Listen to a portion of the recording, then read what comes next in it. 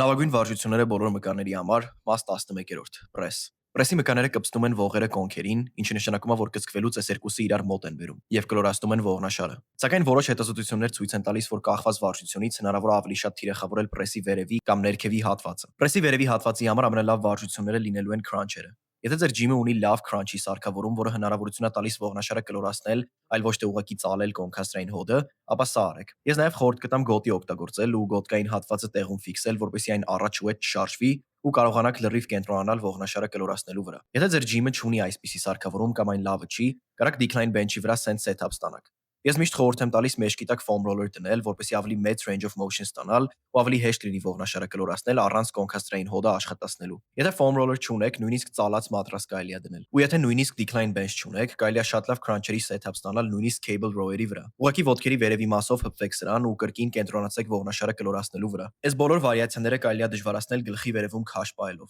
Մարդկանց մեծ մասի համար քրանչերը լրիվ հերիք է լինելու շատ լավ պրեսի մկանների աճի համար։ Բայց եթե ուզում եք ներքևի մասն էլ առանձին թիրախավորել, կարելի է leg raiser նաև անել։ Սակայն շատ կարևոր է այս վարժությունը ճիշտ անել։ Այստեղ նպատակը ոչ թե կոնքաստրային հոդը ծալելով ոտքերը վերև բարձրացնելն է, այլ առանց այս հոդի անկյունը փոխելու կոնքերը վերև բարձրացնելն է, քանի որ պրեսի մկանները կպնում են հենց կոնքերին, այլ ոչ թե ոտերին։ GHD-ի վրա այս վարժությունը անելը ամենահարմարն է իմ կարծիքով, քանի որ այն կլոր է։ Եթե ուղիղ ոտքերով վարիացիան շատ դժվար է, կարող եք ծնկերը ծալած պահել։